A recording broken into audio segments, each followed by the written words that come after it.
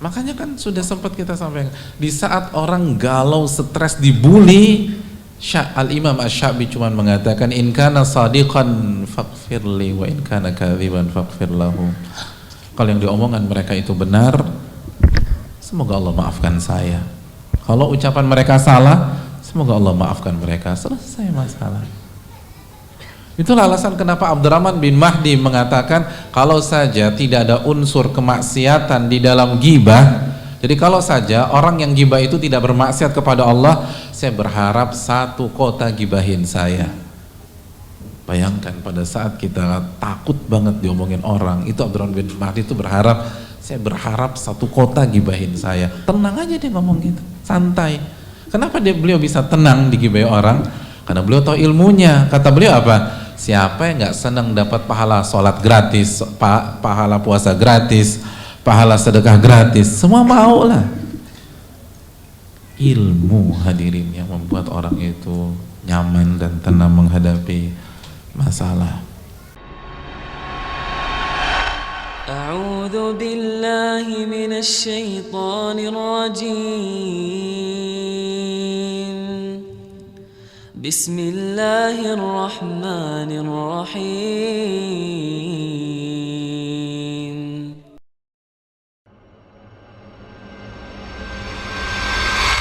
Alhamdulillah hamdan katsiran thayyiban mubarakan fihi kama yuhibbu rabbuna wa yarda. Wassalatu wassalamu ala nabiyyina Muhammad wa ala alihi wa sahbihi wa man sara ala nahjihi bi ihsanin ila yaumil wa ba'd. Hadirin yang dirahmati oleh Allah Subhanahu wa taala, Bapak-bapak, Ibu-ibu sekalian, ikhwan dan akhwat yang saya muliakan. Tidak ada kata yang pantas untuk kita ucapkan pada malam hari ini kecuali bersyukur kepada Allah atas segala nikmat dan karunia yang Allah berikan kepada kita. Selanjutnya salawat dan salam semoga senantiasa tercurahkan kepada qudwah kita, uswah hasanah kita, Nabi besar Nabi Muhammad sallallahu alaihi wasallam beserta para keluarga beliau, para sahabat-sahabat beliau, dan orang-orang yang istiqomah berjalan di bawah naungan sunnah beliau sampai hari kiamat kelak.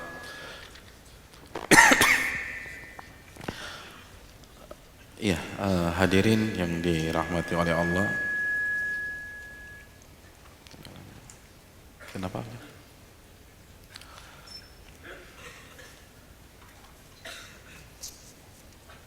Bisa dimulai? Udah ya? Belum? Belum. Iya, pada pertemuan yang lalu kita sudah membahas ayat kedua. Syahidallahu annahu la ilaha illahu wal malaikatu wa ulul ilmi qa'iman bil qisti. Allah bersaksi bahwa tidak ada zat yang berhak diibadahi kecuali dirinya, dan malaikat pun bersaksi serta ahli ilmu pun bersaksi. Pertanyaannya buat akhwat, apa maksud bersaksi sebagaimana yang dijelaskan Al-Imam Qurtubi dan Al-Imam As-Sa'di tentang ayat ini? Ada yang bisa jawab? Ada, Ustadz. Suara saya jelas nggak di akhwat? Di akhwat bisa didengar di sana.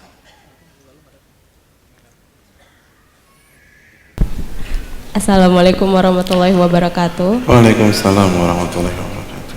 Ya, menurut Imam Al-Qurtubi, bahwa bersaksi adalah menjelaskan dan memberitahukan, sedangkan menurut Az-Zajjaj, bersaksi itu adalah seseorang yang mengetahui dan dia menjelaskannya tentang suatu kebenaran.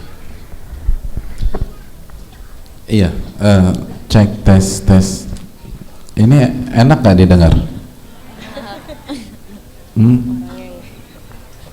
Ada komparasi ini kayaknya, tapi kurang ya. Jelas nggak? Jelas.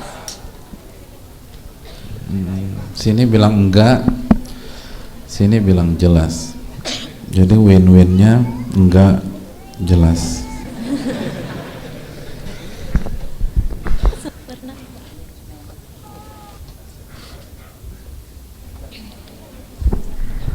Tapi benar dulu dia.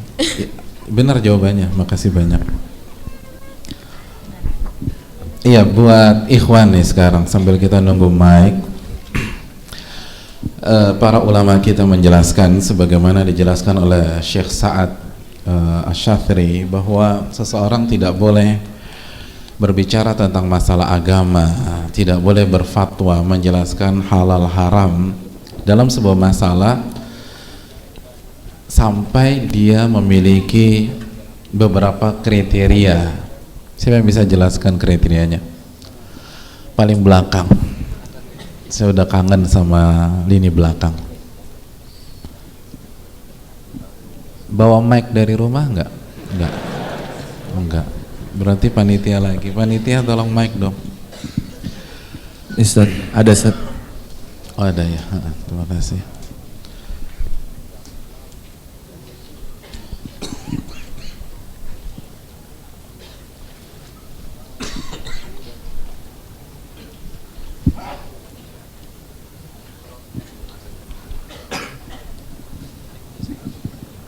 Tes. Assalamualaikum warahmatullahi wabarakatuh. Waalaikumsalam warahmatullahi wabarakatuh. Nama saya Khalid dari Cibubur. Kriteria untuk berfatwa menurut para ulama adalah yang pertama, dia harus mengetahui dalil yang rinci mengenai masalah yang akan ia sampaikan, baik dari Al-Quran, hadis maupun sumber asas Islam lainnya. Bisa diulang? Dia harus tahu apa? Harus mengetahui dalil secara terperinci dari Al-Quran maupun hadis. Apa maksud terperinci? Dia harus menguasai banyak dalil. Misalnya dia pengen menjelaskan hukum taharah, maka dia harus mengumpulkan seluruh dalil mengenai taharah, baik itu Qurannya maupun hadisnya, Ustadz. Itu yang pertama. Yang kedua, dia harus mengetahui dan menguasai ilmu usul fikih. Lalu yang ketiga, dia harus mengetahui mana perkara yang ijma atau kesepakatan ulama dan mana perkara yang masih khilaf. Kemudian yang keempat adalah dia harus mengetahui bahasa Arab secara mendalam, baik itu ilmu sarafnya, nahunya, balaghah, dan ilmu-ilmu yang ada kaitannya dengan ilmu bahasa Arab. Itu Ustaz. Ya, Masya Allah, Masya Allah. Bagus. Taruh sini aja ya. Iya, yang pertama, dia harus tahu semua dalil dalam masalah tersebut. Bukan banyak dalil, semuanya dia harus tahu. Karena bisa jadi satu dalil yang dia nggak tahu, dia menguasai 11 dalilnya. Bisa jadi dalil yang ke-12 itu penentuannya. Dan saya tekankan bukan hanya dari Al-Quran dan hadis ya. Bisa jadi dari qiyas. Bisa jadi dari qaul sahabat, bisa jadi dari mafhum dan lain-lain. Jadi dia harus tahu semua dalil yang ada dalam masalah tersebut, atau lebih detailnya lagi, dzon golibnya nggak ada dalil lain kecuali yang ada yang telah berhasil dia kumpulkan. Jadi sepengetahuan dia nggak ada dalil lain kecuali yang sudah dia kumpulkan. Karena seseorang mungkin agak susah memahami, mendapatkan seluruh dalil yang ada dalam masalah tersebut. Sebagaimana jumlah hadis di Irak di zaman Abu Hanifah tidak sebanyak hadis-hadis yang ada di Madinah. Tetapi intinya dia sudah berusaha, dan sepengetahuan dia setelah melakukan research atau setelah melakukan penelitian, nggak ada dalil lain kecuali yang dia sudah dapatkan. Lalu yang kedua, dia punya alat untuk mengeluarkan hukum dari dalil tersebut. Dia tahu bagaimana istinbatul ahkam atau istikhrajul ahkam minal adillah. Dia menguasai ilmu usul fikih. Lalu yang ketiga, dia tahu mana masalah ijma, mana masalah khilaf, dan kalau ada masalah khilaf, khilafnya di titik atau di spot yang mana. Karena banyak orang yang salah, dipikir ini khilafnya di sini, ternyata ini nggak ada khilaf sama sekali. Khilafnya di titik yang kedua misalnya. Lalu khilafnya kuat apa tidak? Jenis apa khilaf tersebut? Lalu yang berikutnya, dia harus tahu bahasa Arab untuk mendukung mengistikhrajul ahkam minal adillah, atau mengeluarkan sebuah hukum dari dalil. Itu poinnya. Selebihnya seseorang tidak boleh berbicara tentang masalah agama, kecuali sebagaimana dijelaskan Imam Nawawi. Gimana cara yang nggak punya kriteria itu tapi ingin menyampaikan, ingin mendakwahkan atau ingin berbicara? Siapa yang bisa ingatkan saya apa caranya, gimana sih? Fadhal antum.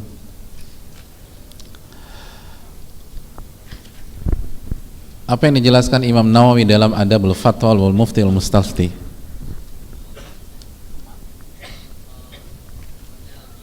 Nama saya Nuzul, gimana?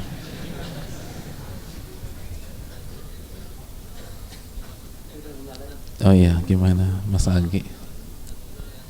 Menurut saya, bukan menurut saya, menurut Imam Nawawi. Saya ini siapa hadirin?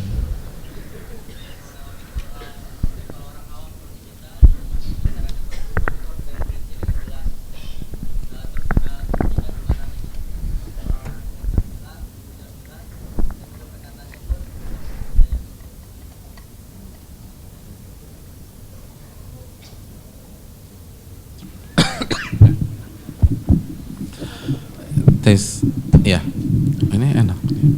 Iya, terima kasih, jazakallahu khairan. Untuk bagikan. Iya, terima kasih banyak. Hadirin yang dirahmati oleh Allah. Adapun untuk orang yang tidak punya kriteria di atas, maka pintu dakwah masih terbuka. Dia masih bisa menyampaikan. Tapi yang diingatkan oleh para ulama kita, jangan berbicara dengan gaya bahasa seorang mufti.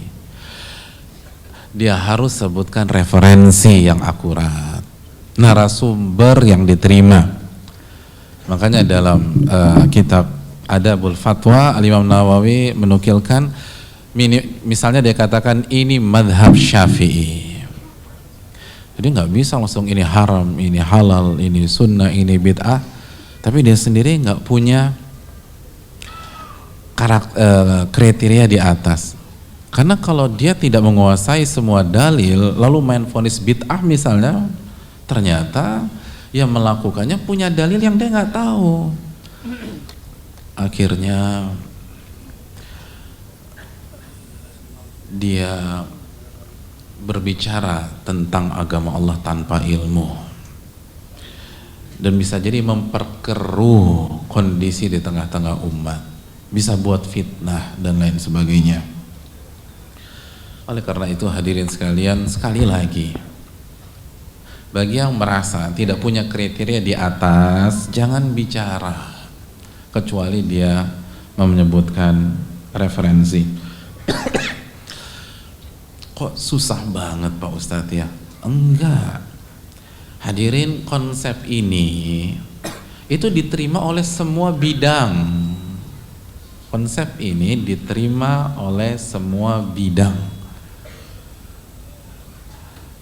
Tidak ada yang boleh berbicara tentang jantung kecuali pakar jantung. Dan menguasai masalah yang dia bicarakan secara komprehensif. Bahkan sama-sama fakultas kedokteran waktu S1-nya, tapi beda spesialisasi. Boleh nggak bicara spesialisasi orang? Nggak boleh hadirin. Tidak diperbolehkan. Dia PhD dalam bidang bisnis, boleh berbicara tentang penyakit dalam? Gak boleh.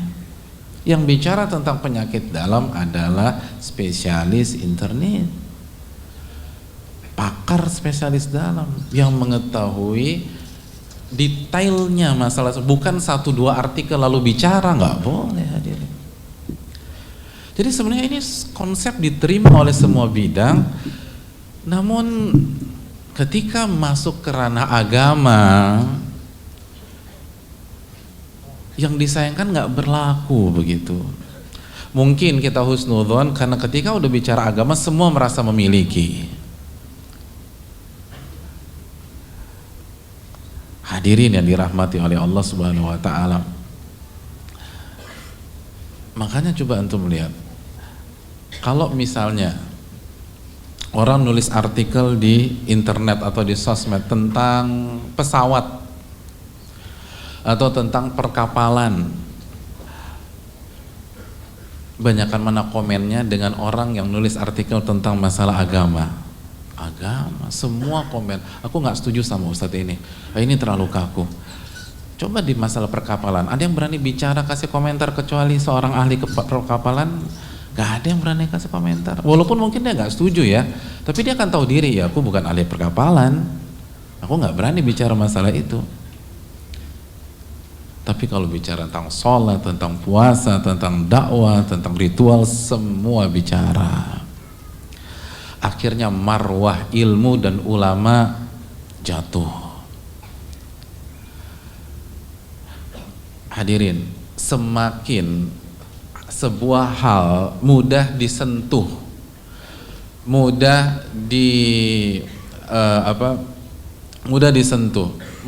dibicarakan, mudah dipegang oleh banyak orang, kira-kira nilainya semakin tinggi atau semakin rendah ya? Semakin rendah. Dan semakin hal itu tidak mudah disentuh, tidak mudah dicicipi, tidak mudah dipegang, maka value-nya akan semakin tinggi. Nah begitu juga tentang masalah agama.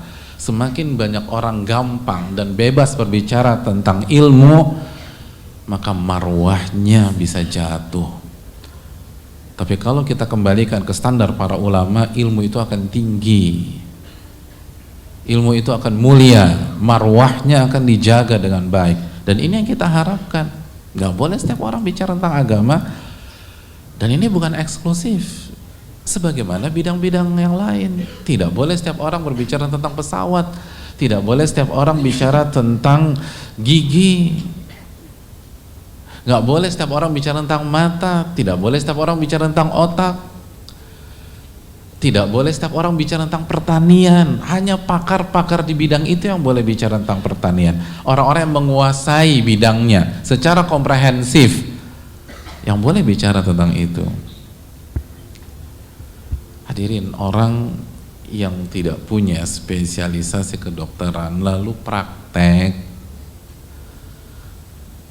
itu kan bisa penjara, hadirin yang dirahmati oleh Allah.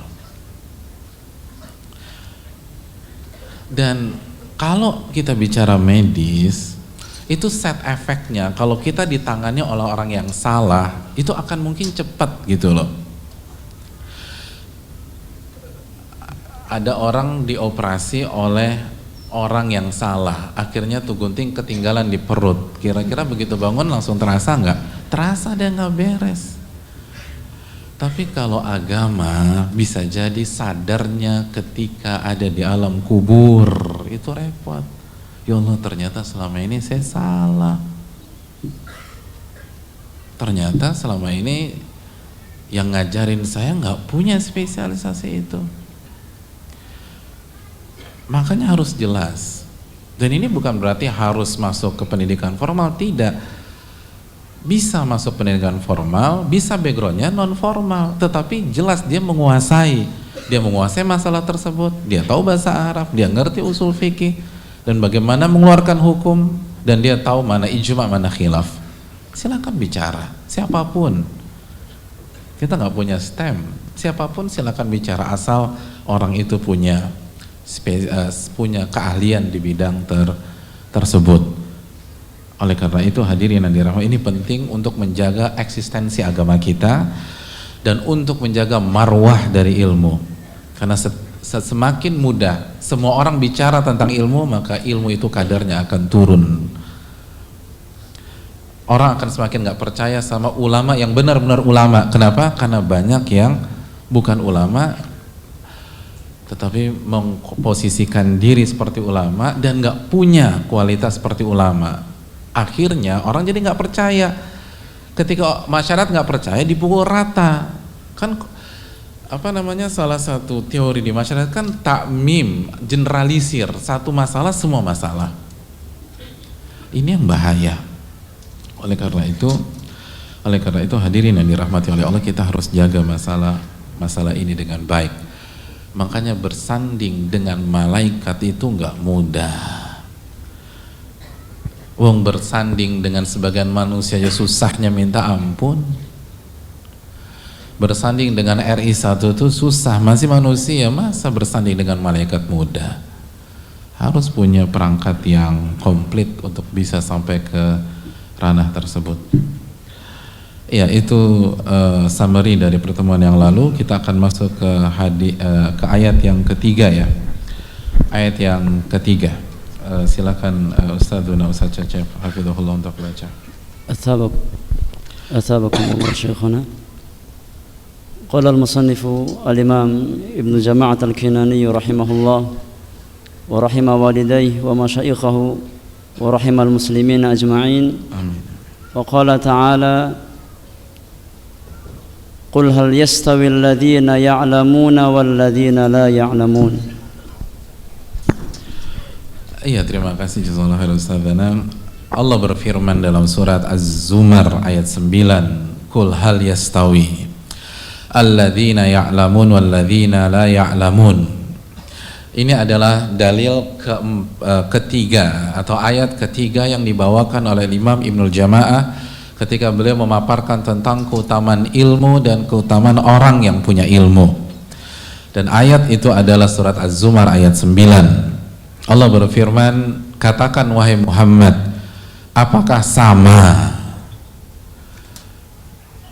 antara orang-orang yang punya ilmu, orang-orang yang mengetahui, dan orang-orang yang tidak mengetahui? Jawabannya, ya jelas beda, dan memang beda. Kata para ulama, ini istifham bimaknal inkar. Redaksinya bertanya, tapi maksudnya mengingkari. Pasti beda dan memang beda antara orang yang mengetahui dengan orang yang tidak mengetahui. Nggak mungkin sama, tidak mungkin sama. Hadirin yang dirahmati oleh Allah. Lalu lahir pertanyaan, bedanya di mana Pak Ustadz? Kalau kita rangkum penjelasan para ulama, seperti penjelasan Al-Imam At-Tabari dalam kitab tafsirnya, dan Al-Imam Ibnu Ashur dalam kitab tafsirnya. Ngomong-ngomong, tafsir Ibnu Ashur apa namanya ya? Siapa yang masih ingat? Tafsirnya Ibnu Ashur rahimahullah. Lupa, banyak pikir ya. Apa tafsirnya? At-Tahrir wa Tanwir. Jazakallah khair.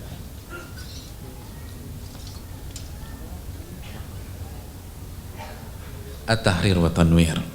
Setidaknya kata para ulama ada 6 perbedaan induk antara orang yang mengetahui dan orang yang tidak mengetahui.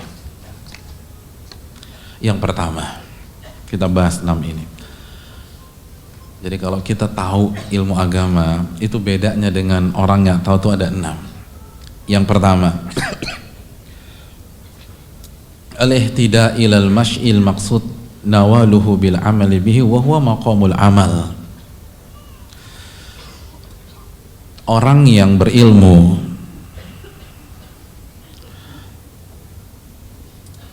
dia mengetahui petunjuk untuk sampai ke tujuannya.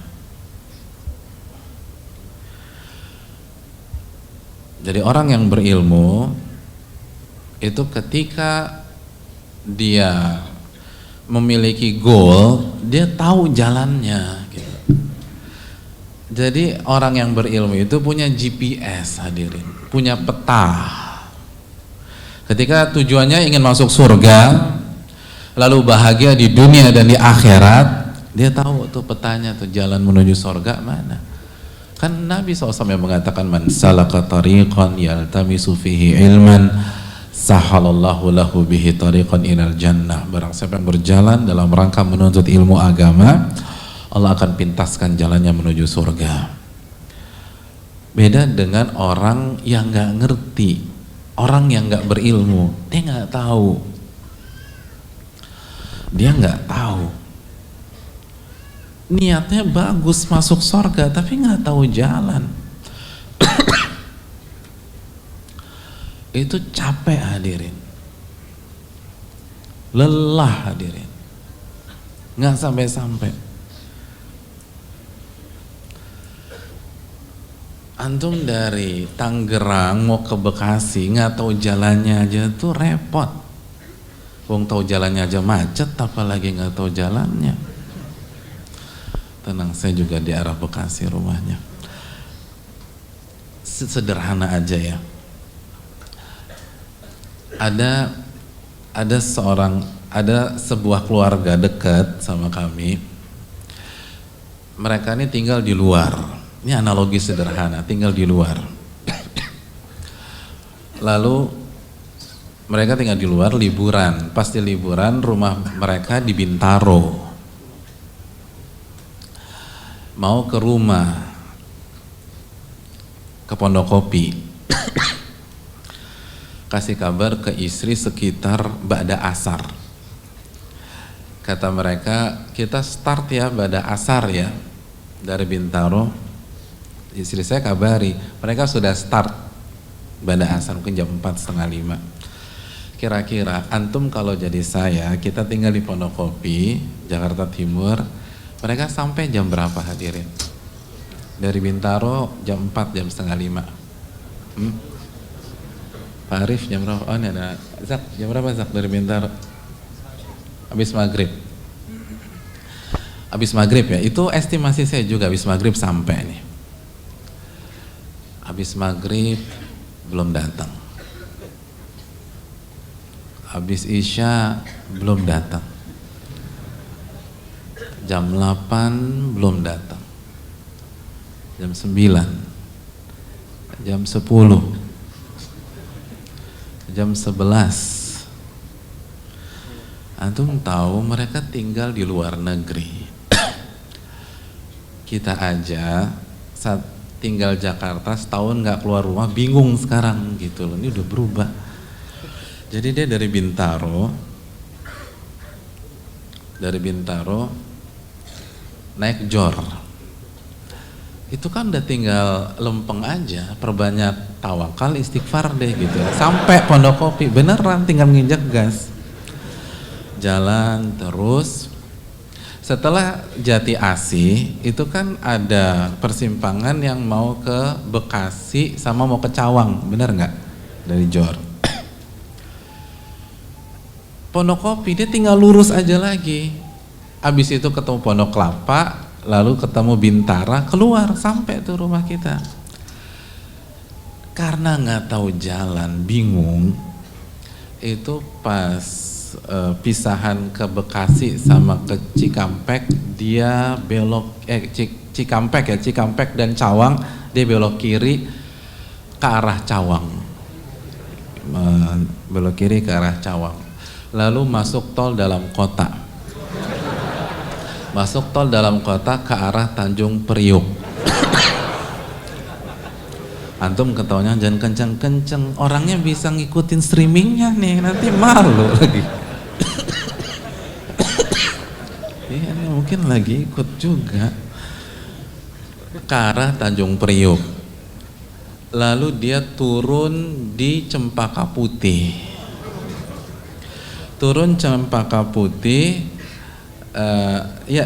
Ini kan Ahmad Yani ya, bypass ya. Jadi turun Cempaka Putih belok kiri. Ngelewatin kan Rumah Sakit Islam Cempaka Putih, lurus terus sampai Senen, Atrium, lampu merah tuh, lurus lagi,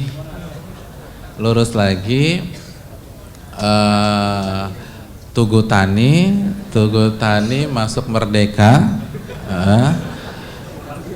samping Gambir, terus kanan Monas, begitu sampai bundaran yang depannya BI, belok kiri, masuk Tamrin, belok kiri, lurus, sampai Semanggi, Tamrin, Sudirman, Semanggi, ambil kiri, masuk lagi Gatot Subroto, masuk tol lagi, masuk tol tuh dari Semanggi, masuk tol. Nah, ke Pondokopi dari situ kan tinggal lurus aja tuh, keluar nanti Jati Bening gitu, atau keluar masuk jalan lagi, dia lurus. Pas sampai Cawang kan ada pecahan, lurus Cikampek, terus kiri Jagorawi, dia kiri Jagorawi, Jagorawi ke arah Bogor. Lalu abis itu kan sebelum Cibubur kan ada pintu gerbang tol Jor, masuk Jor lagi dari sana. Barulah ke arah ke arah Tanjung Priuk, keluar Bintara, sampai rumah jam 12 kurang. Ya Allah, antum jangan ketawa di atas penderitaan orang, gak boleh. Itu rekor tuh. Itu beliau datang mau jenguk saya ketika saya tabrakan beberapa tahun yang lalu. Itu bayangin sih, jenguk orang sakit datang jam 12 malam. Tapi saya terharu, hebat banget nih orang. Ini rekor nih. Kalau tembak Cikampek nih sampai Semarang kan gitu ya.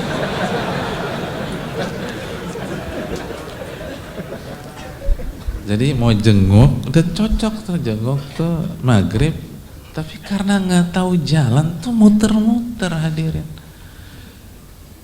Itu muter-muter teraneh yang pernah saya alami dalam hidup saya ini. Itu bayangin bisa begitu loh. Baru setelah Jagorawi masuk Jor lagi, baru mulus jalannya. Ya Allah.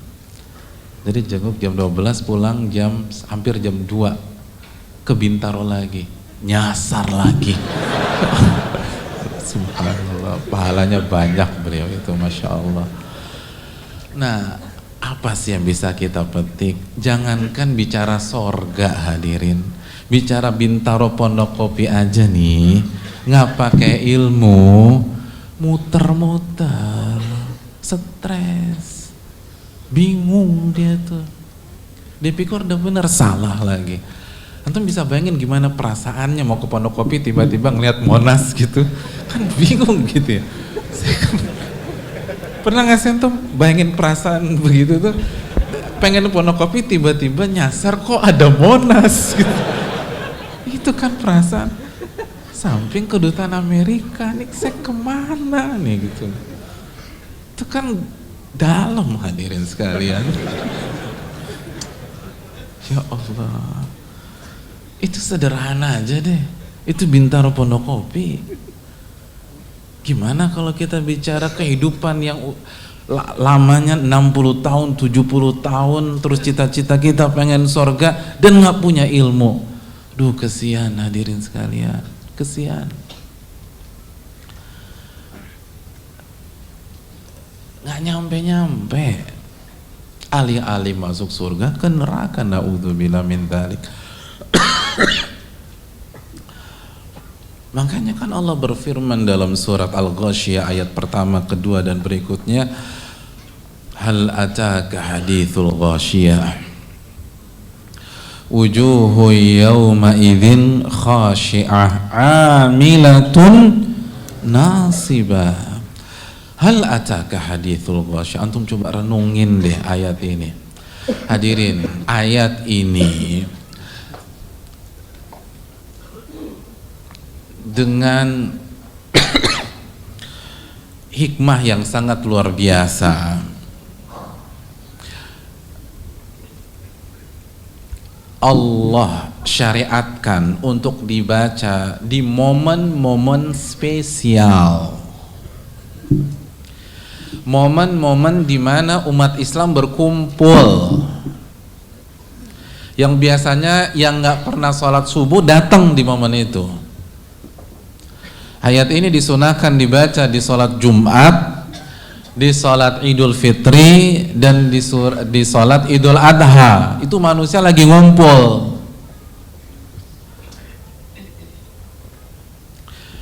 Dan surat ini salah satu surat yang disunahkan untuk dibaca. Pasti ada pesan, Rabbana ma khalaqta hadza batila.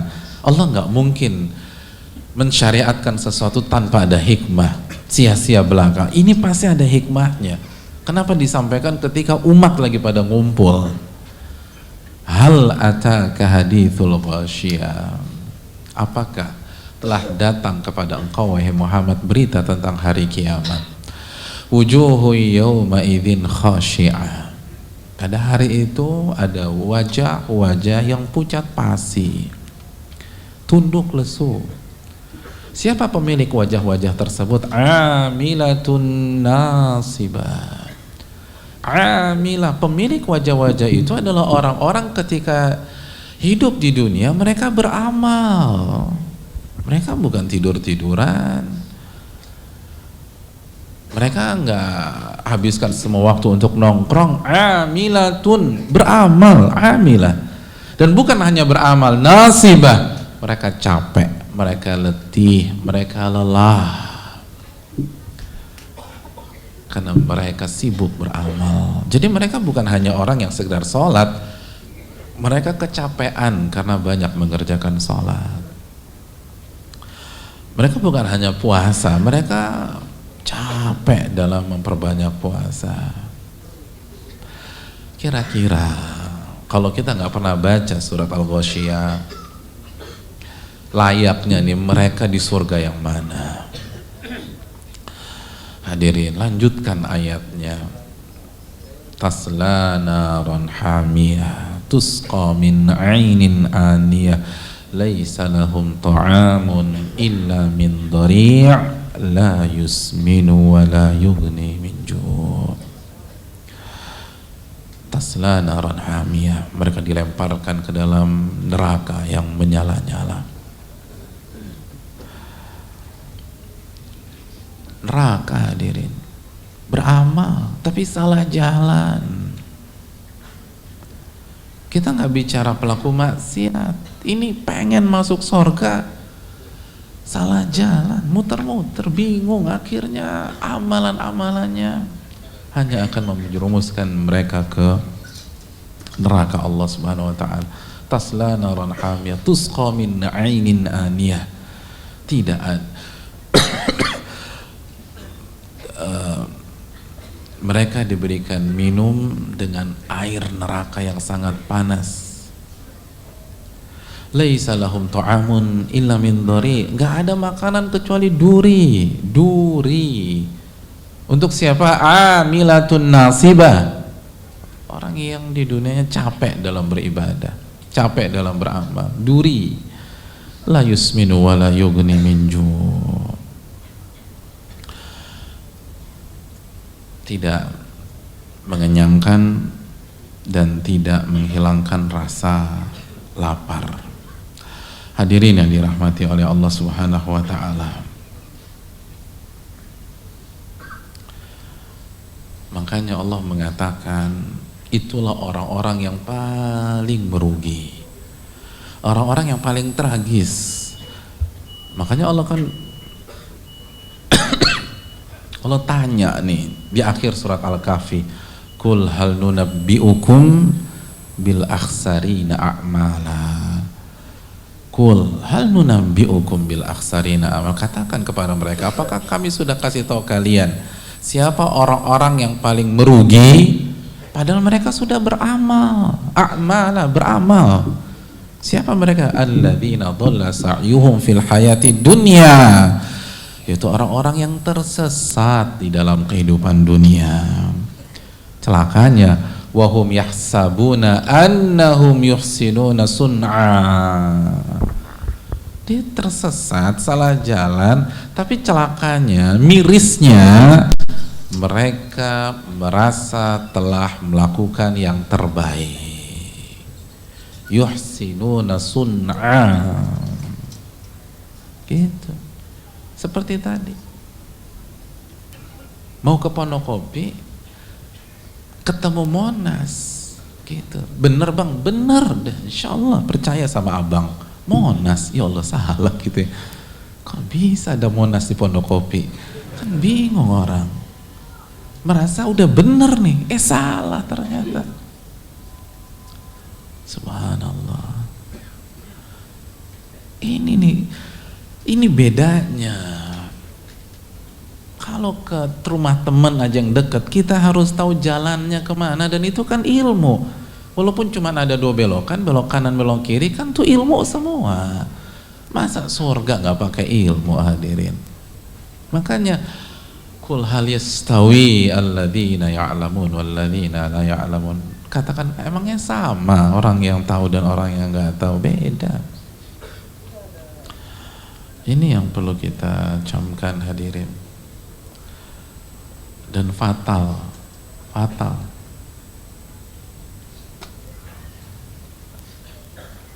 Kesana mentok lagi, kesini mentok lagi. Antum kan depresi, antum ke rumah teman mentok lagi, nggak nyampe lagi, pulang antum nggak jadi.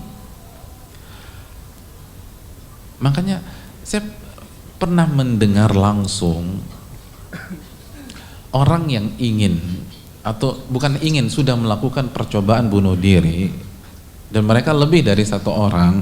Itu diantara alasannya, saya bingung Ustadz, saya nyoba sini salah, saya nyoba sini salah, saya nyoba sini salah, saya nyoba solusi ini salah. Akhirnya saya ingin memutuskan mengakhiri hidup saya nggak ngerti dia. Mereka ingin baik tapi nggak tahu jalannya. Itu pentingnya ilmu. Makanya ilmu tuh mahal, hadirin, mahal. Ilmu tuh nggak murah, mahal. Makanya para ulama rela keluarkan biaya besar untuk ilmu. Mengeluarkan biaya besar untuk ilmu. Makanya Ibnu Ghanim itu memberikan guru Qur'annya itu 20 dinar kalau nggak salah. Terus ini gurunya nih, guru anaknya ini baru ngajarin surat Al-Fatihah, alhamdulillahirabbil alamin.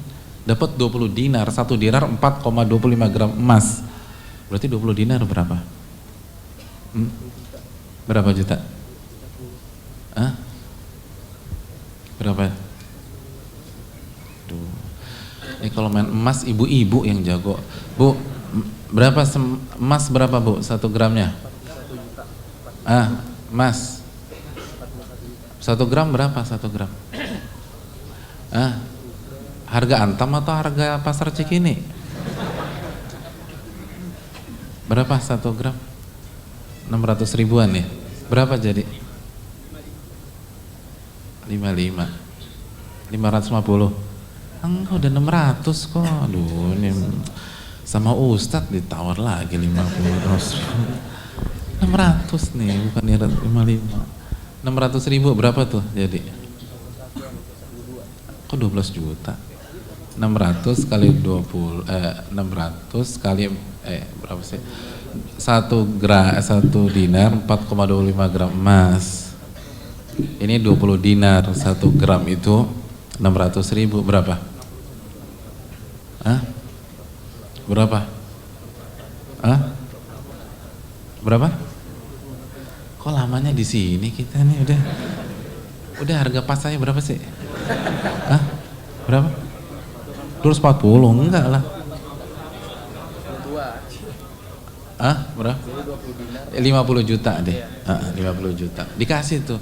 Kan bingung, coba antum ngajarin Quran dikasih 50 juta kan bingung. Enggak, saya nggak mau ini. Apa kata Ibnu Ghanim? Engkau sudah mengajarkan alhamdulillahirabbil alamin. 1 huruf dari alhamdulillahirabbil alamin itu lebih mahal daripada dunia dan seisinya. Adapun makanya 50 juta ini nggak ada apa-apanya, udah terima deh. Subhanallah, itu ulama itu. Jadi saya ngasih 20 dinar, ini nggak ada apa-apanya. Anda udah kasih satu ayat, satu huruf aja lebih mahal daripada dunia dan seisinya. Ilmu ini mahal hadirin. Jadi kita harus sungguh-sungguh, apalagi kita belajarnya gratis. Maka yang dibutuhkan adalah kejujuran kepada Allah dan kerja keras untuk mendapatkannya. Kita break untuk sholat dulu. Wassalamualaikum warahmatullahi wabarakatuh. Alhamdulillah wassalatu wassalamu ala rasulillah wa ala alihi wa sahbihi wa man wala wa ba'd. Hadirin yang dirahmati oleh Allah Subhanahu wa taala. Alhamdulillah. Allah Subhanahu wa taala berfirman, "Qul hal yastawil ladzina ya'lamuna wal ladzina la ya'lamun." Katakan, apakah sama orang yang mengetahui dan orang yang tidak mengetahui? Jawabannya pasti beda, dan memang beda. Memang beda. Dan perbedaan yang kedua dijelaskan oleh para ulama sebagaimana dijelaskan Al-Imam Ibnu Ashur dalam kitabnya Tahrir wa Tanwir. Yang kedua, kata para ulama, orang yang berilmu itu mengetahui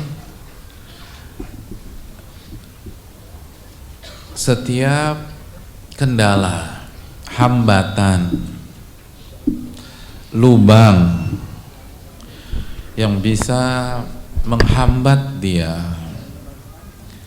dan bisa mengandaskan perjalanannya menuju surga Allah Subhanahu wa taala. Berbeda dengan orang yang nggak tahu ilmunya, maka lebih rentan untuk terpelosok, lebih rentan untuk terjebak, lebih rentan untuk terjatuh di dalam lubang atau di dalam jurang-jurang dosa yang akan menghambat dia, bahkan menghalangi dia dari ridha Allah Subhanahu wa taala.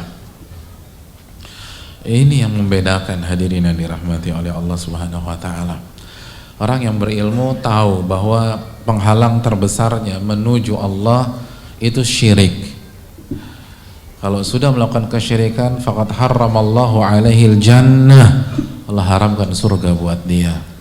Maka dia akan menjaga diri dari kesyirikan. Dan orang yang berilmu tahu bahwa syirik itu terbagi menjadi dua, misalnya syirik besar, syirik kecil.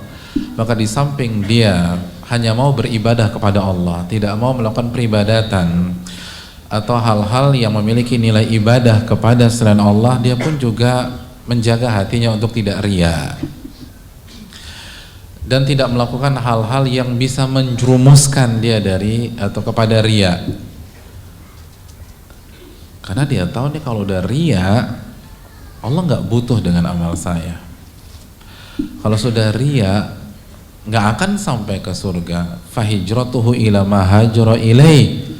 Hijrahnya atau ibadahnya hanya untuk yang dia tujukan. Maka yang awalnya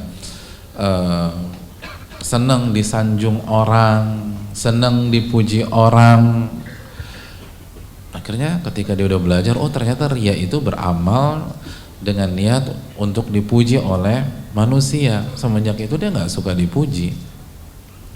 Semenjak itu dia nggak ingin memperlihatkan amalannya, kecuali jika harus seperti syiar dan lain-lain. Berbeda dengan orang yang nggak punya ilmu, senang tuh dipuji, bahkan cari pujian, cari sanjungan karena nggak tahu ilmunya. Ternyata kalau sampai timbul keinginan dan senang banget dipuji, hancur dah. Jadi hadirin hadir itu sebagai satu contoh. Kalau kita punya ilmu, kita tahu, oh di sini lubangnya, oh di sini ininya. Kalau antum berlayar, antum harus punya peta laut hadirin. Jangan sampai antum nabrak karang, nggak kelihatan, tabrak, karam deh. Dengan punya peta yang bernama ilmu, kita bisa menghindar. Kita bisa menghindar. Adapun orang yang nggak tahu ilmunya, dia akan jatuh. Seperti tadi.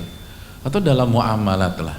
Orang yang punya ilmu, dia tahu hadis la yakhlu rajulin bimra'atin illa wa syaitanu thalithuhuma. Tidaklah seorang laki-laki berdua-duaan dengan seorang wanita di tempat yang tertutup atau nggak bisa diakses oleh pihak lain kecuali ketiganya syaitan. Maka dia tahu nih, kalau misalnya saya berdua-duaan dengan wanita tersebut, ini bisa menghalangi jalan saya menuju surga, bahkan bisa menggagalkan jalan saya. Fatal nih akibatnya. Adapun orang yang nggak tahu hadis ini gampang, apalagi dalam rangka dakwah gitu loh.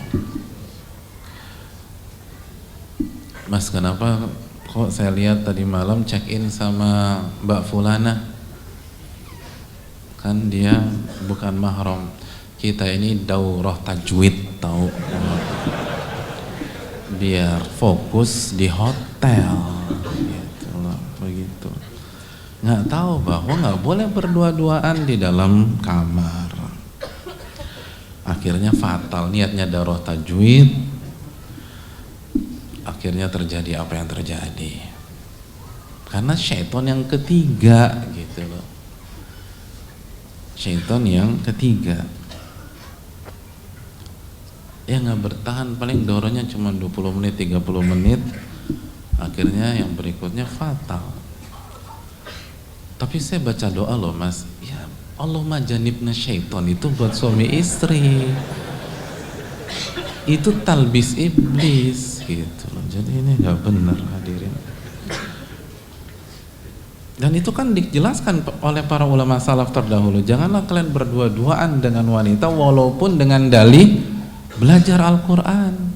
Tapi ini orang nggak ngerti ilmunya, belum paham dia, pikir safety, kan ini kan ngajar, nggak bisa. Makanya harus tahu ilmu hadirin. Jadi kita tahu mana racun, mana susu gitu loh. Mana yang benar, mana yang salah. Karena nggak ditabrak aja semuanya. Ini, sekali lagi, ini beda yang kedua. Beda yang ketiga.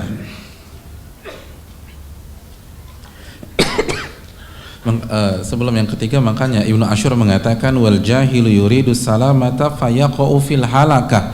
Orang yang nggak ngerti ilmu, bodoh, dia ingin selamat tapi justru ngerjain yang akan menjerumuskan dia ke dalam kehancuran karena nggak ngerti. Ternyata yang ditegak racun, mati dia. Ini yang perlu kita camkan bersama-sama.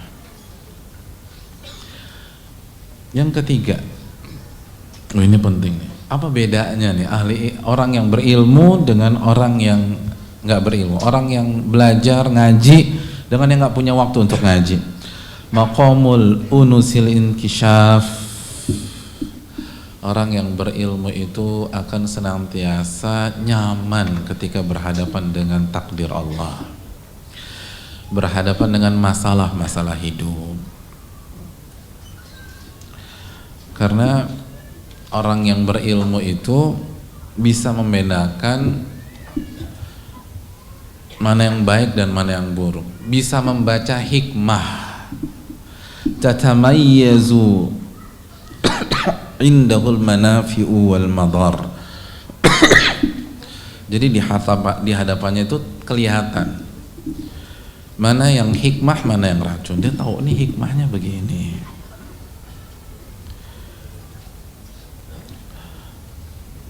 Enak kan, setiap ada masalah, setiap ada ujian, setiap ada cobaan, orang yang udah ngaji ngerti, oh ternyata hikmahnya tersebut. Maka dia selalu mengucapkan Rabbana ma khalaqta hadza batila. Ya Allah, Engkau nggak mungkin menciptakan ini tanpa ada alasan. Pasti ada hikmah nih. Tenang hidupnya. Orang yang sudah ngaji, la qadarallah, misalnya ada seorang wanita sudah ngaji, sudah belajar tentang iman yang 6, tiba-tiba divonis oleh seorang dokter, mohon maaf Bu, CA payudara stadium 4 ganas. Dia nggak akan depresi hadirin. Kenapa? Karena dia udah punya ilmunya. Dia sudah tahu ilmunya bahwa tidaklah, dia ingat hadis Bukhari, tidaklah sesuatu menimpa seorang muslim min nasabin wala wasabin, dari rasa sakit, rasa perih, rasa keluh, sampai jarum yang menusuk ke dalam tubuhnya, illa kaffarallahu anhu biha khataya, kecuali Allah akan menghapuskan dosa-dosanya. Dia ingat ini penghapus dosa saya. Lalu dia ingat dalil-dalil tentang kalau dia sabar derajatnya akan diangkat oleh Allah. Dia ingat firman Allah Subhanahu wa taala, inna ma'al usri yusra. Tenang dia. Tenang hadirin. Enggak galau. Tapi orang nggak tahu ilmu tentang sabar, ilmu tentang ridho, galau, stres dia, depresi, bunuh diri. Makanya nggak ada ceritanya ulama bunuh diri, nggak ada. Antum melihat yang bunuh diri itu ahli dunia yang nggak kenal agama, 100% demikian.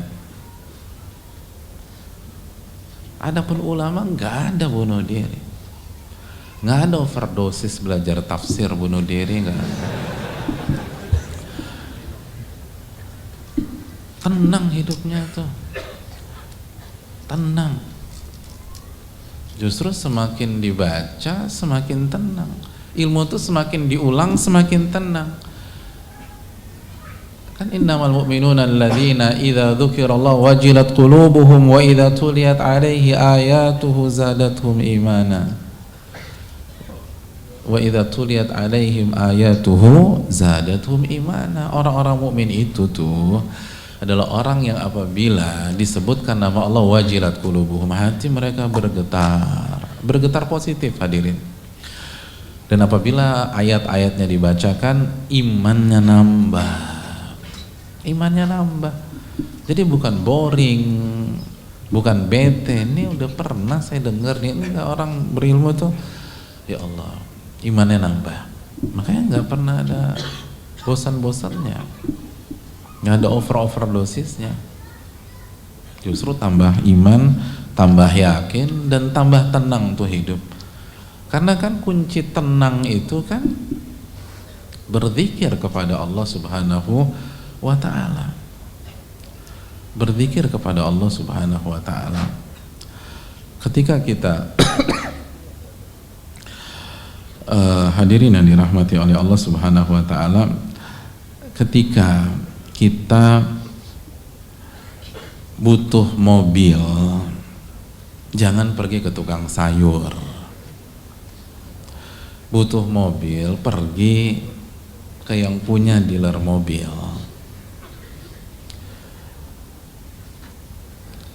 Saat kita butuh cabai keriting, jangan pergi ke bengkel motor, cari ke tukang sayur.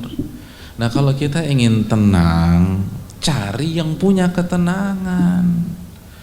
Dan yang punya ketenangan sudah menyampaikan dalam surat Al-Fatah ayat 4, walladzi anzalas sakinata fi qulubil mu'minin.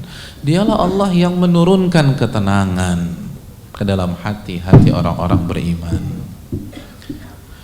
Jadi kembalinya ke Allah, datangnya ke majelis-majelis yang menjelaskan tentang Allah, bukan ke tempat lain. Tenang. Makanya ulama nggak pernah stres, nggak pernah cari angin, coba. Apalagi angin malam, nggak pernah. Iya beneran. Nggak butuh mereka tuh, udah tenang gitu loh, udah nyaman. Itu kan yang jam 1 masih clubbing, jam kedua masih hangout, itu kan orang-orang yang nggak bahagia semua. nggak bahagia. Itu pelarian. Makanya kok bisa jadi gaya hidup, bisa jadi apa? Bisa jadi tren, bahkan bisa jadi penentu status seseorang di dunia pergaulan. Nggak mungkin lah. Kalau mereka tenang, itu habis kerja jam 7 udah ada di rumah. Itu tenang. Karena mereka nggak tenang di rumah, pelarian keluar. Hadirin, manusia kan punya fitrah. Kalau dia sudah merasa nyaman, sudah merasa comfortable di sebuah tempat, kira-kira mau pindah nggak? Nggak mau. Makanya kan susah ngajak jamaah maju, apalagi udah pada nyender. Susah. Pas ditanya, Pak maju Pak, udah PW Pak Ustadz. Gitu, udah PW. Susah, karena memang itu fitrah manusia. Kalau udah nyaman nggak mau disuruh pindah. Kalau mereka nyaman dengan suami mereka, nyaman dengan istri mereka, nyaman dengan anak-anak mereka, nggak mungkin lah jam 1 masih kelambing, nggak mungkin. Itu nggak tenang hidupnya. Kenapa? Nggak punya ilmu. Justru uniknya mereka cari ketenangan di sana, ya nggak mungkin. Itu tadi, nyari cabai keriting di bengkel motor, yang mana dapat? Anda mau cari ketenangan ke Allah lah. Ala bidzikrillahi tatmainnul qulub. Ketahuilah dengan berzikir kepada Allah hati menjadi tenang. Tenang hadirin. Hadirin yang dirahmati oleh Allah. Beberapa hari yang lalu saya bertemu dengan seseorang, terus bicara dengan beliau. Rabu nanti atau di pekan depan ini nih, depan itu dia akan keluar dari penjara. Dia keluar dari penjara. Jadi di pertemuan kami terakhir itu kita bicara. Beliau cerita beberapa waktu sebelumnya itu ada oknum menawarkan ke beliau untuk keluar lebih cepat daripada masa hukuman.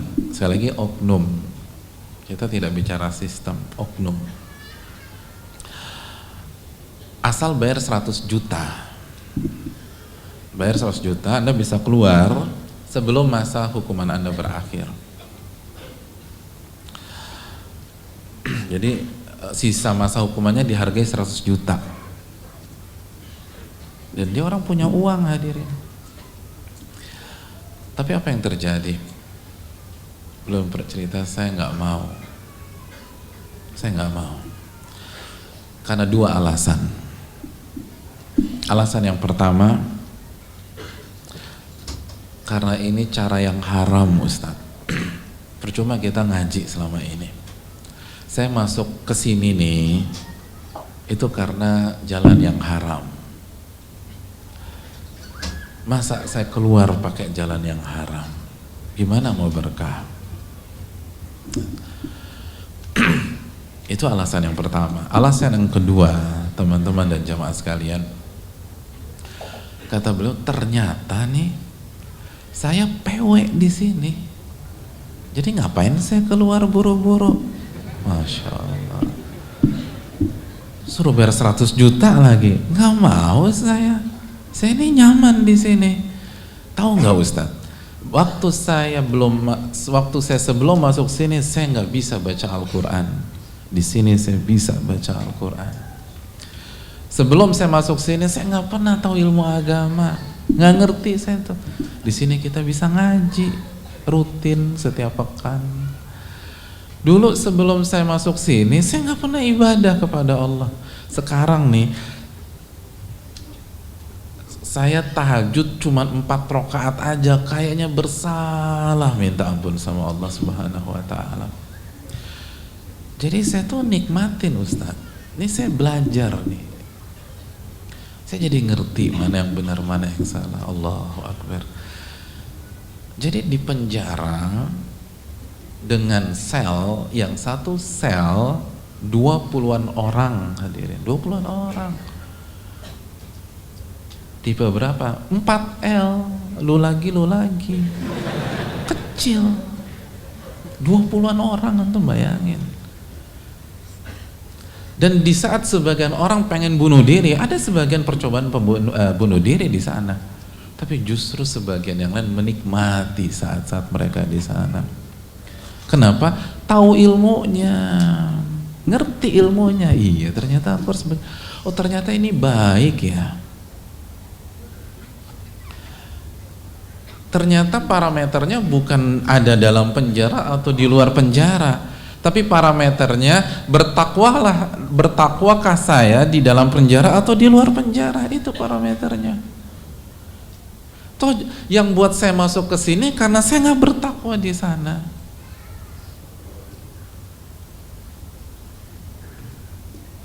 Lalu tahu ilmunya lagi, bahwa mau di dalam rutan mau di luar rutan, nggak ada istilah keluar penjara selama masih ada nyawa dalam kandung badan. Kenapa demikian?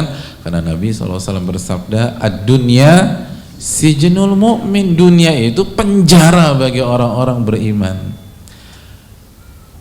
Makanya yang disampaikan di sana, jangan ada yang mengatakan kalau kita bisa keluar dari pintu itu sambil nunjuk pintu pintu keluar, itu artinya keluar dari penjara selama keluarnya hidup gitu loh. Kalau keluarnya meninggal ya, karena selama kita keluar hidup itu hanya pindah dari penjara ke penjara lain. Nabi yang bilang dunia ini penjara bagi orang-orang yang beriman. Akhirnya kan mental mereka naik, semangat dalam hidup. Itu contoh sederhana, hadirin. Beberapa bulan yang lalu itu ada nanya pakai kertas, beliau bilang, Ustadz saya mau keluar beberapa hari lagi dari sini. Saya sedih Ustadz. Subhanallah. Kenapa? Bisa nggak saya istiqomah ketika saya keluar dari penjara? Bisa nggak saya dapat kajian seperti ini? Antum bayangin ya, keluar penjara sedih. Sedih, orang loncat-loncat kabur. Ini sedih. Kenapa? Tahu ilmunya. Tahu ilmunya. Parameternya tuh ilmunya, hadirin. Seberat apapun ujian kita, kalau kita tahu ilmunya kan sukses. Seringan apapun ujian yang kita hadapi, nggak tahu ilmunya, stres kita, hadirin. Jadi ilmu ini kebutuhan. Bedanya ahli ilmu menghadapi masalah dengan yang bukan ahli ilmu. Ahli ilmu tenang, kata Ibnu Ashur, nggak panikan, nggak mules, nggak galau, tenang. Lihat Nabi SAW, lihat Abu Bakar As-Siddiq radhiyallahu ta'ala. Lihat ketika Nabi SAW ada di Gua Thaur, lalu tim sweeping orang-orang Quraisy sudah naik ke Bukit Thaur, dan kalau mereka menoleh ke bawah akan kelihatan Abu Bakar sudah deg-degan, tapi bukan deg-degan mengkhawatirkan dirinya, khawatir nabinya. Dan apa kata Allah, Nabi SAW? Tenang wahai Abu Bakar. Bagaimana menurutmu jika ada dua orang dan Allah yang ketiga? Tenang aja. Tuh bayangin gak sih musuh antum di atas, kalau dia nengok ke bawah mati kita. Tapi Nabi tenang tuh. Subhanallah. Ilmu nih, ilmu nih kebutuhan. Kita yang butuh sama ilmu nggak butuh sama kita kok. Allah kan jaga. Inna nazzalna dzikra wa inna lahu lahafizun. Kita yang turunkan al-dzikra, Al-Quran, kita yang jaga, kata Allah. Anda datang kajian nggak datang tetap kejaga tuh ilmu. Yang galau kita, yang stres kita, yang mau bunuh diri kita, kalau kita nggak tahu ilmunya. Jadi beda antara orang yang tahu dan yang nggak tahu. Dan ini sudah dijelaskan para ulama dari zaman dulu. Makanya sekali lagi, itulah kenapa sih Jabir rela jalan kaki 1 bulan buat dapat 1 hadis. Itulah sebabnya kenapa Ibnul Jauzi rela jual 2 rumah untuk mendapatkan ilmu agama, karena ini kebutuhan. Kita hancur kalau nggak ada ilmu dari Allah Subhanahu wa Ta'ala. Itu kenapa Rabi'atul Ra'i jual genteng kalau pas lagi nggak punya duit, jual genteng. Lalu dalam riwayat diikuti juga oleh muridnya Imam Malik. Jadi hadirin sekalian, karena mereka tahu, mereka paham, makanya mereka bisa seperti itu, karena mereka tahu ini adalah kebutuhan. Kita tenang. Makanya kan sudah sempat kita sampaikan, di saat orang galau, stres, dibully, Al-Imam Asy-Sya'bi cuma mengatakan, in kana sadiqan faghfirli wa in kana kadziban faghfir lahu. Kalau yang diomongkan mereka itu benar, semoga Allah maafkan saya. Kalau ucapan mereka salah, semoga Allah maafkan mereka. Selesai masalah. Itulah alasan kenapa Abdurrahman bin Mahdi mengatakan, kalau saja tidak ada unsur kemaksiatan di dalam ghibah, jadi kalau saja orang yang ghibah itu tidak bermaksiat kepada Allah, saya berharap 1 kota gibahin saya. Bayangkan pada saat kita takut banget diomongin orang, itu Abdurrahman bin Mahdi itu berharap, saya berharap 1 kota gibahin saya. Tenang aja dia ngomong gitu, santai. Kenapa beliau bisa tenang digibahi orang? Karena beliau tahu ilmunya. Kata beliau apa? Siapa yang nggak senang dapat pahala sholat gratis, pahala puasa gratis, pahala sedekah gratis, semua mau lah. Ilmu hadirin yang membuat orang itu nyaman dan tenang menghadapi masalah. Allahu ta'ala bisawab. Kita akan lanjutkan 4 perbedaannya lagi di kesempatan pekan depan dengan izin Allah. Wassallallahu wassalamu ala nabiyina Muhammad wa ala alihi washabbihi ajma'in.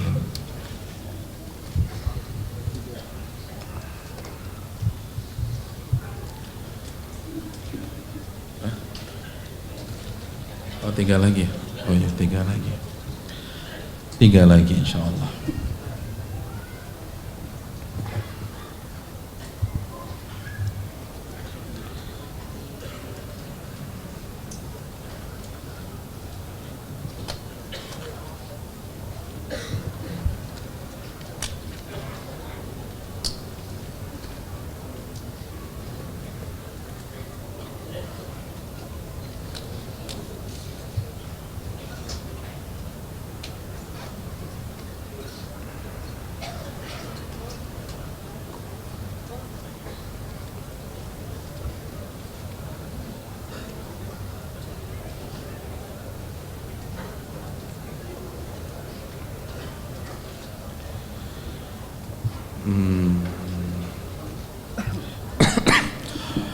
Assalamualaikum, waalaikumsalam. Ustadz, kita mendapati beberapa waktu ini berita duka yang menimpa kaum muslimin, yaitu peristiwa tentang ustadz yang dianiaya bahkan meninggal karena dianiaya orang yang dianggap tidak waras. Bagaimana kita menghadapi peristiwa ini yang menyangkut ahli ilmu? Terima kasih, jazakallahu khairan. Hadirin yang dirahmati oleh Allah Subhanahu wa Ta'ala, yang pertama kita berdoa semoga beliau-beliau itu husnul khatimah, amin ya rabbal alamin. Yang kedua,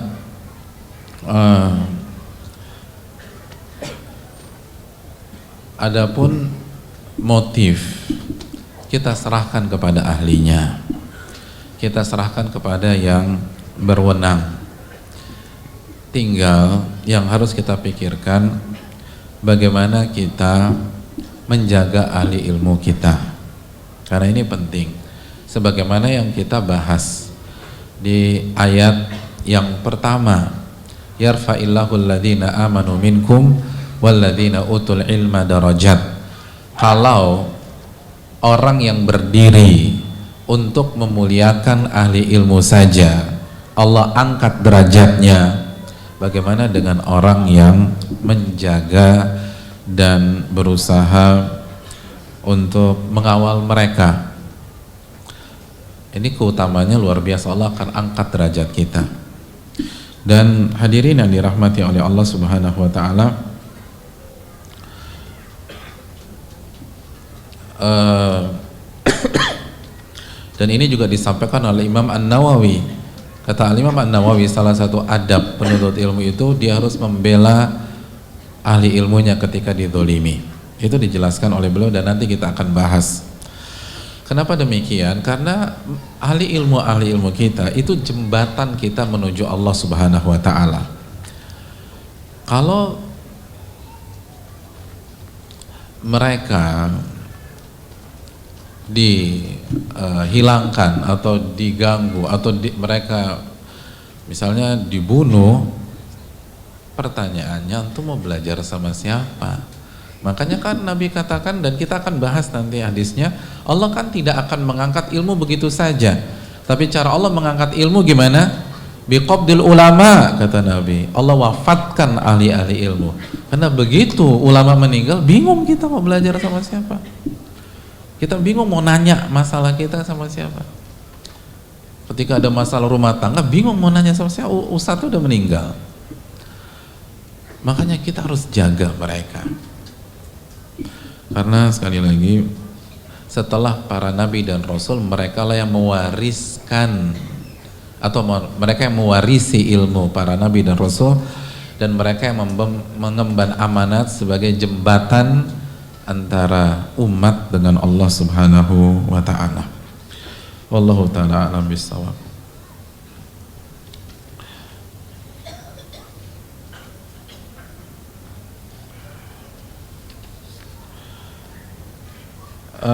Pertanyaan.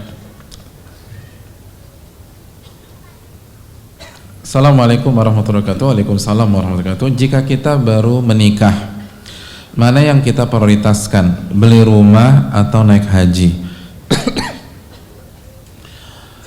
Hadirin yang dirahmati, terima kasih atas pertanyaannya. Simpel aja, tidak ada satupun ayat yang mewajibkan kita beli rumah, nggak ada. Antum bisa cek dari Al-Fatihah sampai An-Nas, nggak ada ya ayyuhalladzina amanu ishtaru al-buyut, tuh nggak ada. Wahai orang-orang beriman, belilah rumah, nggak ada. Tapi ada ayat yang memerintahkan kita berangkat ke sana. Walillahi 'alan nasi hijjul baiti man istata'a ilaihi sabila. Dan hak Allah yang wajib ditunaikan oleh manusia, pergi haji jika mampu. Ingat, jika mampu, bukan jika mau. Banyak orang mampu tapi nggak mau. Banyak orang mampu tapi tidak memprioritaskan. Mobil ada 2, motor 3, ngakunya nggak mampu, gimana? Jual semuanya.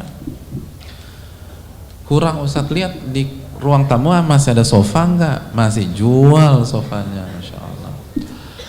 AC ada berapa? Yang 2 PK 3, jual gitu. Ekstrim banget? Nggak ekstrim.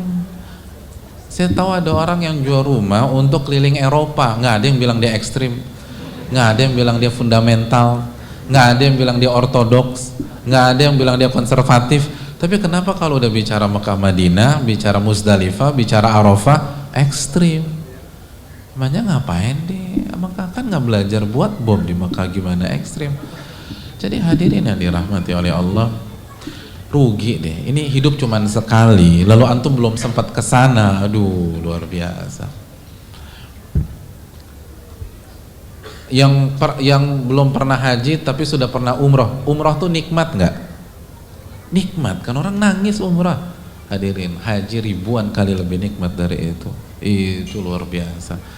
Antum kalau belum pernah doa di Arafah, aduh rugi antum tuh. Itu pertama kualitasnya, doa terbaik, sensasinya. Kalau antum belum pernah tidur lalu melihat bintang-bintang di Muzdalifah, aduh rugi. Walaupun udah pernah tidur di Sultan, sudah pernah di Ritz-Carlton, sudah pernah di Jio Marriott, nggak ada apa-apanya. Itu Muzdalifah, itu tidur terbaik tuh hadirin. Berangkat ke sana. Mahal Ustadz? Boleh bilang mahal kalau nggak diganti. Ini diganti sama Allah, bilang mahal. Gini, antum ditawarin mobil, boleh, ini nggak apa-apa sebut merek ya, nanti disensor aja. Mobil Avanza 800 juta, mahal nggak? Mahal. Tapi kalau kelanjutannya, belilah Avanza ini 800 juta, nanti tahun depan saya ganti 1 M, kira-kira tuh mahal murah? Oh, susah pertanyaannya ya. Mahal, Avanza 800 mahal, kan diganti, tapi digantinya lebih lagi. Tabi'u bainal haji wal umrah, itu selang-seling antara haji umrah. Apa kata Nabi SAW? Fa innahuma yanfi'anil faqra wadh dhunub. Itu haji umrah itu menghilangkan kemiskinan, diganti sama Allah. Jadi jangan pakai pola dikotomi, kok disensor sih dalilnya. Mahalnya harga sekian, murah orang Allah ganti, gimana mahal? Kalau Allah nggak ganti aja itu sangat worth it, teman-teman sekalian hadirin. Antum naik ke puncak Himalaya tuh berapa hadirin? Naik ke, siapa anak gunung di sini? Naik ke Himalaya berapa? Berapa? Berapa budget yang terus naik ke puncak Everest? Minimal 500 juta. Dan antum nggak bisa pergi sendiri. Antum bis merit mau ke Musdalifah, ke Arafah bisa tuh bareng istri, tinggal daftar nunggu visa. Tapi kalau mau ke sana nggak bisa, antum harus gabung dengan grup yang resmi. Dan itu bukan langsung berangkat, bisa nunggu 1 tahun, 2 tahun, 3 tahun, 4 tahun. Dan ada yang suruh bayar 1 M, 2 M. Terus ketika antum bayar 2 M misalnya, terus antum nunggu 3 tahun, kemungkinan antum berhasil sampai puncak berapa persen? Sebagian bilang 2% berhasil, 2%. Itu ngantri. Dan nggak ada dalil keutamaan doa di puncak Himalaya, nggak ada sama sekali. Ini Arafah dalilnya macam-macam, Musdalifah dalil, Mekah dalil, perhitungannya minta ampun. Tapi kalau sampai Amsterdam nginjek tuh gitu loh. Kalau Paris sampai, padahal nggak ada dalil suruh ke sana. Ini kadang-kadang yang kita renungkan. Jadi itu yang perlu kita camkan hadirin. Ke Belgia sampai, padahal nggak ada yang ngundang antum di sana. Sampai tuh. Ini Allah ngundang kita, nggak datang-datang. Jadi rugi deh. Berangkat ke sana, minta semuanya tuh di Arafah, minta rumah, minta mobil, minta anak yang soleh, minta di sana. Karena sebaik-baik doa di sana hadirin. Wallahu ta'ala. Dan diganti. Nggak ada orang bangkrut setelah pulang dari sana tuh, nggak ada.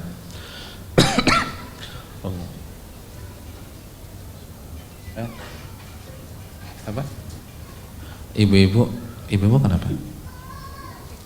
Oh, agak berisik ibu-ibu nih. Ibu-ibu ingat surat Al-Hujurat ayat 2. Antahbata a'malukum wa antum la tash'urun. Kalau kita angkat suara ketika dalil disampaikan, hadis disampaikan, khawatir pas pulang, pas bubaran itu pahala hancur dan kita nggak sadar, itu amalan sirna dan kita nggak sadar gitu loh. Wallahu ta'ala alam. Assalamualaikum Ustaz. Waalaikumsalam. Mohon nasihatnya Ustaz, ana prihatin di luar sana banyak teman-teman yang sibuk jadi panitia kajian tapi tidak sempat ngaji. Terlalu sibuk akan jamaah namun tidak mengambil ilmu yang disampaikan Ustadz yang mengisi. Selalu berandai Ustadz Fulan hadir di masjidnya namun tidak pernah mendatangi Ustadz tersebut ketika mengisi di tempat lain. Barakallahu fiik. Terima kasih jazakallahu. Yang pertama hadirin sekalian, yang harus kita lakukan, kita kedepankan husnudzon sama saudara kita. Ijtanibu katsiran minadh-dhann inna ba'da dhanni itsmun. Jauhi banyak prasangka karena sebagian prasangka itu dosa. Jadi kita husnudzon. Mungkin mereka dengerin lagi rekamannya. Kan nggak harus WA antum ketika mereka dengerin rekamannya.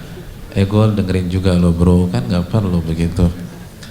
Jadi kita husnudzon. Yang kedua, untuk diri kita.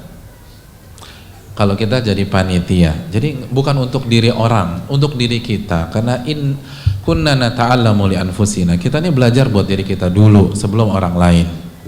Untuk diri kita, kalau kita jadi panitia kajian, berarti dari yang hadir di majelis itu yang paling capek siapa? Kita, karena kan kita panitianya. Energi yang paling terkuras siapa? Kita. Modal yang paling keluar siapa? Kita. Maka dalam konsep investasi harusnya untung kita paling banyak di antara yang lain. Harusnya keuntungan kita lebih banyak daripada jamaah yang nggak pakai modal, yang cuman modal datang doang, nggak harus siap-siap segala macam, nggak harus koordinasi, nggak harus rapat. Kenapa? Karena kalau modal besar, untung kecil, rugi.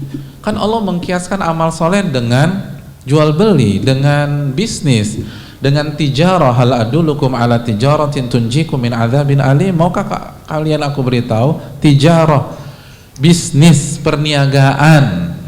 Jadi perniagaan itu kalau modalnya besar, untungnya harus besar. Jadi tanamkan dalam diri kita, aduh, saya udah capek, sudah keluar duit, sudah harus waktu tercurah, berarti untung saya harus paling banyak. Nah, ketika kita bicara jual beli duniawi, untung itu materi, untung itu uang. Tapi kalau kita bicara amal soleh, kita bicara kajian, ilmu dan pahala. Jadi harusnya saya harus paling banyak dapat ilmu di antara yang lain, karena rugi. Hadirin, kita dakwah itu untuk apa? Untuk ilmu kan. Kalau kita hanya tertarik dengan yang datang banyak, atau Ustadz A mau duduk di majelis kita, tapi ilmu kita nggak nambah-nambah, berarti ada masalah dengan niat kita. Orang kalau bisnis tujuannya duit, begitu orang bisnis kasih invest, kasih modal, orientasinya uang, dan modal dia atau persentase investasi dia paling besar di antara yang lain. Tiba-tiba begitu bagi-bagi keuntungan, dia dapat lebih kecil dari yang lain, kira-kira teriak atau diem? Teriak, karena nggak bisa dong, gue paling banyak, lo semua 20 juta, gue 100 juta, harusnya keuntungan aku lebih banyak. Nah sekarang kalau jujur, kalau kita jujur, niat kita ilmu, dan kita modal kita yang paling capek, paling banyak, tiba-tiba begitu kajian selesai, ilmu kita kalah sama yang modalnya sedikit, yaitu para jamaah. Kira-kira diem atau kita akan fastabiqul khairat? Kita yang jawab hadirin. Kalau kita santai-santai aja, berarti ada yang salah dalam niat kita. Dan kalau sampai salah niat di dalam dunia ilmu dan dakwah, fatal. Karena kaidah para ulama salaf, man talabal ilma li ghairillah mukira bih. Barang siapa yang menuntut ilmu bukan karena Allah, maka Allah akan membuat perhitungan sama dia, makar, mukira bih. Wallahu ta'ala bisawab. Pertanyaan berikutnya, mohon nasihat kepada single parents dalam mendidik anak. Iya, terima kasih, jazakallahu khairan. Single parents, yang pertama harus dikelompokkan kemarin meninggal atau divorce atau bercerai. Kalau meninggal akan lebih nggak serumit hitung-hitungan kalau bercerai atau divorce. Kalau divorce hadirin, berarti kan kemarin kita gagal. Suka apa nggak suka, berarti sebelumnya kita tidak berhasil mempertahankan pernikahan kita. Kalau nggak berhasil, maka langkah pertama adalah perbanyak istighfar dan taubat kepada Allah Subhanahu wa Ta'ala. Sebelum hunting, istighfar dulu kepada Allah, taubat kepada Allah Subhanahu wa Ta'ala. Lalu yang kedua, introspeksi diri. Karena banyak orang itu gayanya nggak berubah-berubah, padahal ini pernikahan yang keempat. Iya. Jadi dia ngambil pelajaran bahwa patternnya, polanya itu sudah terbukti gagal 3 kali, tapi masih dipakai juga. Kenapa? Karena nggak evaluasi diri. Evaluasi diri, ada yang dari pola saya apa yang miss nih, hubungan saya dengan Allah gimana? Saya udah jadi suami yang baik atau belum? Kalau kita sebagai wanita, saya udah jadi istri yang benar atau belum? Evaluasi. Yang banyak terjadi nyalain orang gitu loh, nyalain pasangan, cari kambing yang warnanya hitam. Hadirin, kalaupun dapat tuh kambing warnanya hitam, tapi kira-kira konsep mencari kambing warna hitam itu akan meningkatkan kualitas kita sebagai seorang hamba Allah apa enggak? Enggak. Orang-orang besar itu enggak nunjuk orang, dia akan nunjuk dirinya sendiri, dia beristighfar, dia evaluasi, lalu dia perbaiki. Itu yang membuat orang maju. Jadi introspeksi diri. Yang keempat, jujur sama Allah dalam membuka lembaran baru. Dan yang berikutnya, jangan lama-lama jadi single parents, karena berat hadirin sekalian. Apalagi kita baru hijrah, kita nggak tahu konsep pernikahan gimana, kita nggak tahu bagaimana cara mendidik, bagaimana. Hadirin yang dirahmati oleh Allah, bahkan kita nggak tahu gimana mencetak anak yang soleh. Pasutri aja, ini banyak yang nggak tahu gimana mencetak anak yang soleh. Ini gimana sendirian? Jadi jangan kelamaan. Al-Imam Ibnu Hajj dalam kitabnya Al-Madkhal, beliau mengatakan bahwa anak itu atau para ulama ya, banyak para ulama itu yang membuat 3 fase susuan kepada anak. Apa maksud 3 fase susuan? Susuan itu analogi dari pendidikan. Jadi yang pertama, banyak ulama itu anak-anaknya di fase pertama dididik sama ibunya. Lalu di fase kedua, kata beliau, itu dididik sama muaddib. Baru fase yang ketiga baru masuk ke masalah ilmu yang detail. Kalau bakatnya ke Al-Quran, diajarkan bahasa Arab, qiraat, fikih, segala macam. Yang arahnya ke ilmu dunia, diajarkan hisab, berhitung dan lain sebagainya. Makanya jadi gitu loh. Makanya jadi Umar bin Abdul Aziz, karena konsepnya mereka ngerti. Nah sekarang kan banyak nggak ngerti. Jadi sekali lagi kita harus jujur. Tujuan kita tatap masa depan, jangan sendirian, nggak bisa. Tapi alhamdulillah bisa tuh Pak Ustadz. Aku tetap berkarir, terus anak-anak sama siapa? Bibi, nggak bisa Bibi. Emang Bibi lulusan mana? Udah belajar konsep pendidikan di mana?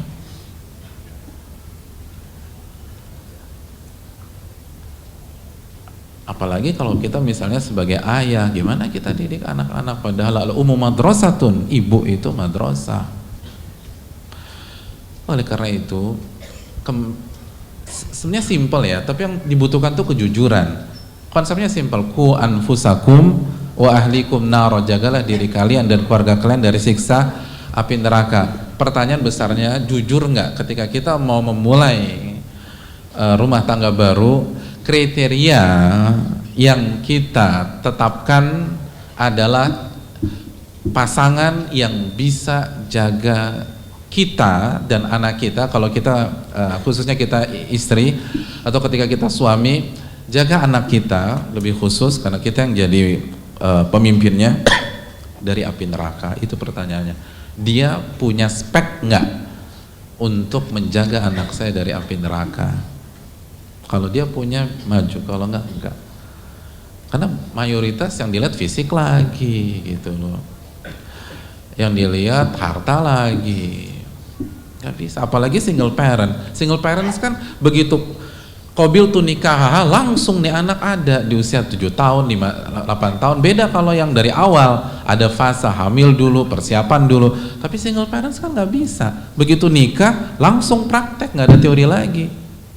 Jadi kita nggak butuh yang baru-baru, kita butuh expert hadirin. Dia orang udah ngerti gimana cara didik, gimana jaga nih anak dari api neraka.